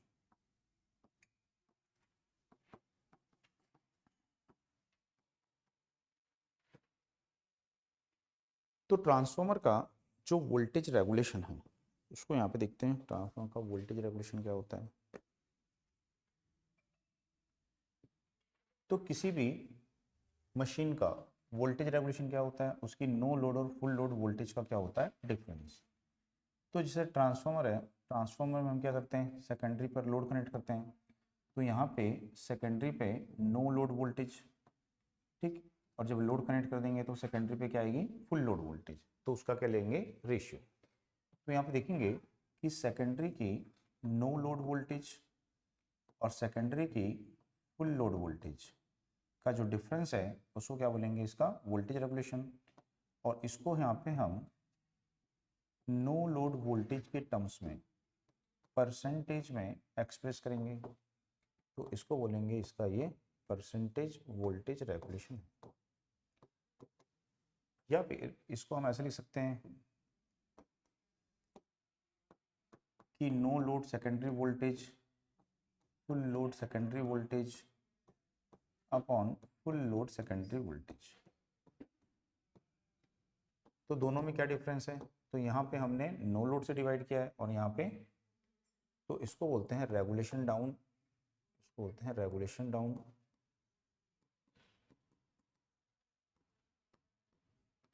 और इसको बोलते हैं रेगुलेशन अप। ठीक, तो यहाँ पे रेगुलेशन की वैल्यू आपको कम मिलेगी, इसलिए रेगुलेशन डाउन। सेम पैरामीटर है, सभी पैरामीटर दोनों के सेम है, तो सेम पैरामीटर के लिए यहाँ पे रेगुलेशन की वैल्यू क्या मिलेगी? कम। यहाँ पे रेगुलेशन की वैल्यू क्या मिलेगी? आपको ज़्यादा मिलेगी। तो ट्रांसफार्मर में नॉर्मली किसका यूज़ करते हैं कैलकुलेशन के लिए? Regulation down. और अदर मशीनों में किसका यूज़ करते हैं? रेगुलेशन अप का यूज़ करते हैं। ठीक, दूसरा, ट्रांसफार्मर का जो वोल्टेज रेगुलेशन है ये क्या होना चाहिए? किसी भी मशीन का वोल्टेज रेगुलेशन आइडियली क्या होना चाहिए? तो आइडियली क्या होना चाहिए? 0 होना चाहिए। ठीक है, ना तो नेगेटिव होना चाहिए और ना ही पॉजिटिव होना चाहिए। यदि नेगेटिव है या पॉजिटिव है तो वो पुअर वोल्टेज रेगुलेशन है। ठीक है, जितना वोल्टेज रेगुलेशन ज़्यादा है उतना पुअर है, जितना वोल्टेज रेगुलेशन नियर टू 0 है उतना बेटर है। ठीक है, और यदि 0 है तो फिर आइडल वोल्टेज रेगुलेशन हो जाएगा। तो यहाँ पे जो ट्रांसफार्मर का वोल्टेज रेगुलेशन है ये किस पर डिपेंड करता है? लोड के पावर फैक्टर पर डिपेंड करता है। ठीक, तो ट्रांसफार्मर का जो वोल्टेज रेगुलेशन है, जो यहाँ पे हमने लोड कनेक्ट किया हुआ है, इस लोड के पावर फैक्टर पर डिपेंड करता है। तो आप बोल सकते हो कि वोल्टेज रेगुलेशन, ठीक है, depends on the power factor of load.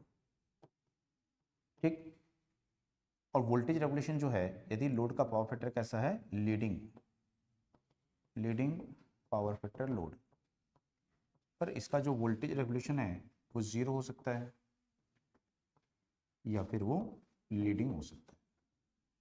तो ट्रांसफार्मर का जो वोल्टेज रेगुलेशन है 0 या लीडिंग कब होता है? तो लीडिंग पावर फैक्टर के लोड पे होता है। ठीक, तो ये आपको याद रखना है। तो जब यहाँ पे पावर फैक्टर पे रेगुलेशन डिपेंड कर रहा है तो उसको कैसे कंडीशन करेंगे? तो इसके लिए जो परसेंटेज रेगुलेशन होता है ये होता है percentage resistance cos phi plus minus percentage reactance sine. ठीक, तो ये जो है परसेंटेज रेजिस्टिव ड्रॉप है और ये है परसेंटेज रिएक्टिव ड्रॉप है।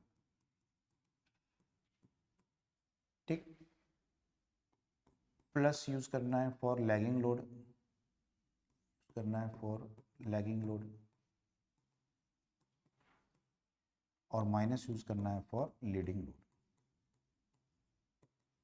तो इसको आप आसानी से समझ सकते हो। रजिस्टिव कैसा एलिमेंट होता है? एक्टिव, एक्टिव के साथ क्या लेते हैं? कॉस। ये कैसा एलिमेंट होता है? रिएक्टिव, रिएक्टिव के साथ क्या लेते हैं? साइन।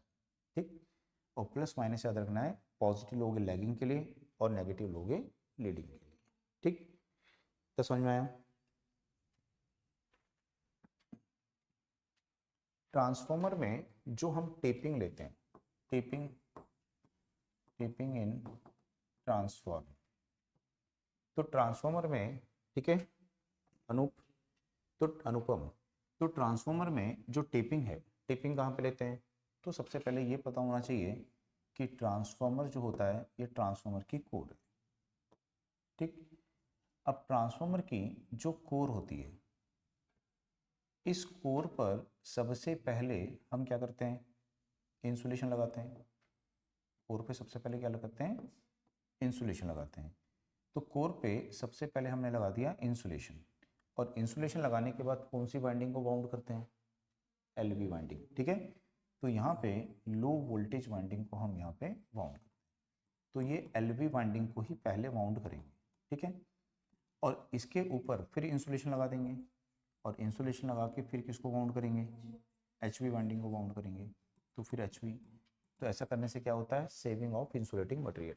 ठीक है, तो इंसुलेटिंग मटेरियल की सेविंग के लिए हम एलवी वाइंडिंग को नियर टू कोर और उसके ऊपर फिर एचवी वाइंडिंग को, आउटसाइड एचवी वाइंडिंग को बाउंड करते हैं। तो कौन सी वाइंडिंग बाहर है? एचवी, तो उससे टेपिंग लेना क्या होगा आपको? ईजी होगा। ठीक है, तो इसीलिए जो टेपिंग होती है वो हम किससे लेते हैं, एच वी से लेते हैं। ठीक है, प्राइमरी सेकेंडरी नहीं बोलना है आपको, क्या बोलना है, एच वी एल वी में से एच वी। ठीक है, तो आपको ऑप्शन देगा प्राइमरी से लेते हैं, सेकेंडरी से लेते हैं, एल वी से लेते हैं, एच वी से लेते हैं। ठीक है, तो आपको याद रखना है किससे लेंगे, एच वी से। ठीक है, तो इसको याद रखना है। इसके बाद में जो है ऑटो ट्रांसफॉर्मर, ऑटो ट्रांसफॉर्मर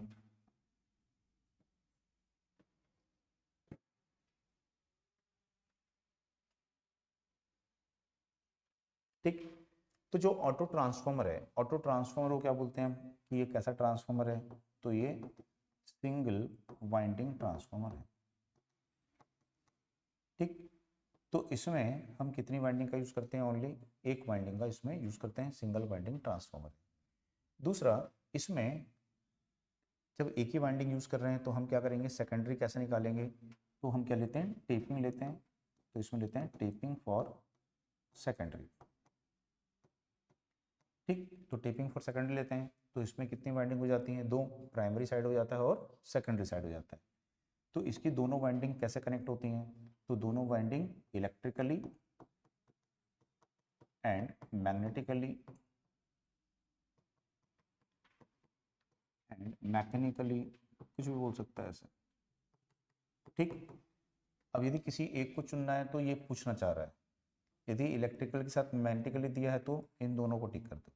ठीक है, तो और तीनों दिया है, नीचे ऑल ऑफ दिस दिया हुआ है तो ऑल ऑफ दिस को टिक कर दो। ठीक है ना, तो क्वेश्चन के ऑप्शन के हिसाब से डिपेंड करेगा कि कैसे आपको उसको सेलेक्ट करना है। तो यहाँ पे जो इसकी प्राइमरी और सेकेंडरी वाइंडिंग है वो कैसे कनेक्ट होती है, इलेक्ट्रिकली कनेक्ट होती है, मैग्नेटिकली कपल्ड कनेक्ट होती है, मैकेनिकली कनेक्ट होती है। ठीक है, तो जैसे हम देखेंगे कि क्या करेंगे, यहाँ पे इस प्रकार से एक कोर ले लेंगे, सिलिकॉन स्टील की लैमिनेटेड कोर, और इसके ऊपर में इस तरह से वाइंडिंग को वाउंड कर देंगे, और वाइंडिंग को वाउंड करके इससे हम क्या करेंगे, ऐसा टेपिंग लेके निकालेंगे। ठीक, तो जो करंट यहाँ से फ्लो की जाएगी वो इससे भी जाएगी, तो दोनों कैसे कनेक्ट हो गई, इलेक्ट्रिकली। ठीक है, जब यहाँ पे करंट फ्लो होती है तो इस कोर में क्या होगा, मैग्नेटिक फील्ड सेटअप होगी, तो यहाँ से जो पावर ट्रांसफर होगी वो कैसे होगी, मैग्नेटिकली होगी, यहाँ से मैग्नेटिकली, फ्लक्स के थ्रू मैग्नेटिकली, डायरेक्ट कंडक्टिवली। ठीक है, इसको इंडक्टिवली या मैग्नेटिकली बोलोगे। और दोनों कैसे जुड़ी हुई हैं, मैकेनिकल रूप से एक दूसरे से कनेक्ट है, तो मैकेनिकली भी दोनों क्या है, एक दूसरे से फिजिकल कांटेक्ट बनाई हुई है। ठीक, तो इस तरह से इसकी ये वाइंडिंग यहाँ पे होती है। तो ऑटो ट्रांसफॉर्मर जो होता है, ये ऑटो ट्रांसफॉर्मर किस प्रिंसिपल पर वर्क करता है, सेल्फ इंडक्शन। ठीक है, जैसे to winding transformer mutual induction, तो ये किस पे वर्क करता है, सेल्फ इंडक्शन पे। इसका यूज हम क्यों करते हैं, फॉर सेविंग ऑफ कॉपर। ठीक है, तो सेविंग ऑफ कॉपर के लिए यूज करते हैं। कब यूज करना बेनिफिशियल होता है, जब ट्रांसफॉर्मेशन रेशियो के नियर टू क्या होता है, यूनिटी। तो ट्रांसफॉर्म रेशियो के नियर टू यूनिटी होता है, तब इसको यूज करना क्या होता है, हमारे लिए बेनिफिशियल होता है। ठीक, अब यहाँ पे इसको जब हम वोल्ट, दोनों टाइप के होते हैं, स्टेप अप भी होता है और ये स्टेप डाउन भी होता है। जब इसको हम वोल्टेज देते हैं V1, इसमें क्या फ्लो होती है, करंट I1, यहाँ पे मैग्नेटिक फील्ड सेटअप होता है। ये जो वाइंडिंग है, ठीक है, इसको क्या बोलते हैं, कॉमन वाइंडिंग। ये कॉमन वाइंडिंग है जिसको प्राइमरी और सेकेंडरी दोनों यूज कर रहे हैं। यहाँ पे जब आप लोड कनेक्ट करते हो तो इसमें क्या फ्लो होती है, सेकेंडरी करंट। तो इस कॉमन वाइंडिंग में जो करंट सर्कुलेट होती है वो इन दोनों करंट का क्या होती है, वेक्टर डिफरेंस। तो इतनी करंट जो है इन दोनों वाइंडिंग में यहाँ पे सर्कुलेट होती है। ठीक है, समझ में आया? तो इतनी करंट जो है दोनों वाइंडिंग में, कॉमन वाइंडिंग में क्या होती है, दोनों का वेक्टर डिफरेंस, करंट जो है वो सर्कुलेट होती है।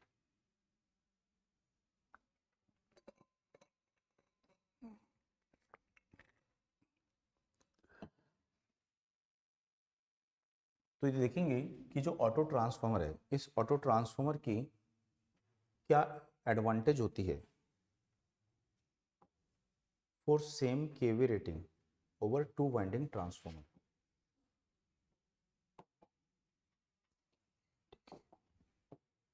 तो advantage of auto transformer over two winding transformer for same KV rating.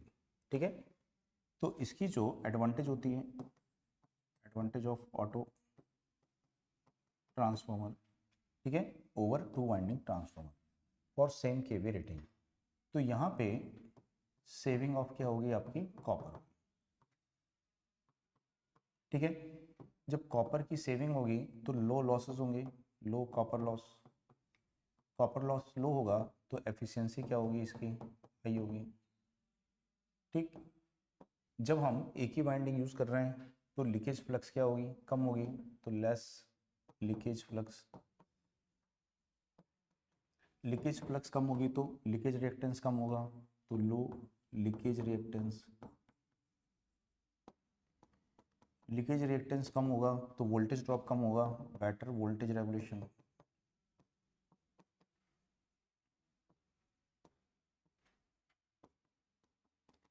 Small in size होगा एंड चीपर होगा। ठीक है, तो small core area, small core cross section, तो ये सब हमको यहाँ पे बेनिफिट मिलते हैं यदि हम सेम केवी रेटिंग के लिए ऑटो ट्रांसफॉर्मर को डिजाइन करते हैं टू वाइंडिंग ट्रांसफॉर्मर की तुलना में।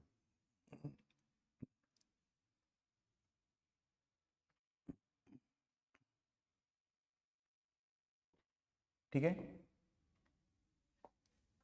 इधर समझ में आया। दूसरा यहाँ पे देखेंगे कि जो ऑटो ट्रांसफॉर्मर क्या करता है, कॉपर की सेविंग करता है। तो इसमें जो वेट ऑफ कॉपर है, weight of copper in auto transformer, तो ये होता है 1 माइनस के into weight of copper, weight of copper in to winding transformer. ठीक, यदि हमारा ट्रांसफॉर्मेशन रेशियो कितना है 0.9, टू वाइंडिंग ट्रांसफॉर्मर हमको 100 kg लगने वाला था। ठीक, तो अब इसमें आपको कितना लगेगा, यहाँ पे 10 kg लगेगा। तो वेट ऑफ कॉपर क्या हो जाएगा, इस फार्मूले से निकाल सकते हैं। Saving of copper, saving of copper in auto transformer, तो ये के इंटू वेट ऑफ कॉपर होता है, weight of copper in to winding transformer. ठीक, तो यदि हमारा ट्रांसफॉर्मेशन रेशियो 0.9 है, हमको 100 kg लगने वाला था, तो हमारी बचत कितनी हो रही है, 90 kg सेविंग हो रहा है, 10 kg लगेगा। ठीक, तो इस फार्मूले से आप निकाल सकते हो सेविंग हमारी यहाँ पे कितनी होगी। ठीक, अब जो ऑटो ट्रांसफॉर्मर होता है ये प्राइमरी से सेकेंडरी में क्या करता है, पावर को ट्रांसफर करता है। तो पावर को कैसे ट्रांसफर करता है, ये इंडक्टिवली एंड कंडक्टिवली दोनों टाइप से ट्रांसफर करता है। ठीक है, तो auto transformer primary to secondary electric power को ट्रांसफर करता है। तो कैसे करता है, इंडक्टिवली एंड कंडक्टिवली। इसीलिए यदि हम एक टू वाइंडिंग ट्रांसफॉर्मर को ऑटो ट्रांसफॉर्मर में कन्वर्ट करते हैं तो उसकी जो केवी रेटिंग होती है वो 900% से 1100% तक इंक्रीज हो जाती है। ठीक, अब यहाँ पे यदि इंडक्टिवली और कंडक्टिवली दोनों टाइप से ट्रांसफर करता है तो कैसे करता है, तो यहाँ से डायरेक्ट फ्लो के जाएगी, तो क्या बोलेंगे, कंडक्टिवली। ठीक है, रिमेनिंग पार्ट ऑफ पावर यहाँ से फ्लक्स के थ्रू जाएगा, तो उसको क्या बोलेंगे, इंडक्टिवली। तो इंडक्टिवली ट्रांसफर्ड पावर जो होती है, ठीक, इसकी वैल्यू होती है k-1, सॉरी 1 माइनस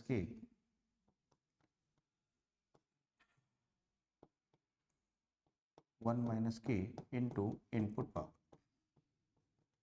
अब जरूरी नहीं इनपुट पावर ही आपको पता हो, आउटपुट भी पता है तो भी रख सकते हो, क्योंकि ट्रांसफॉर्मर पावर को चेंज नहीं करता है, इनपुट और आउटपुट पावर क्या होती है, सेम होती है। ठीक, दूसरा यहाँ पे कंडक्टिवली कितनी पावर ट्रांसफर करता है, तो K इंटू इनपुट पावर, तो इतनी पावर को ये जो है कंडक्टिवली ट्रांसफर करता है।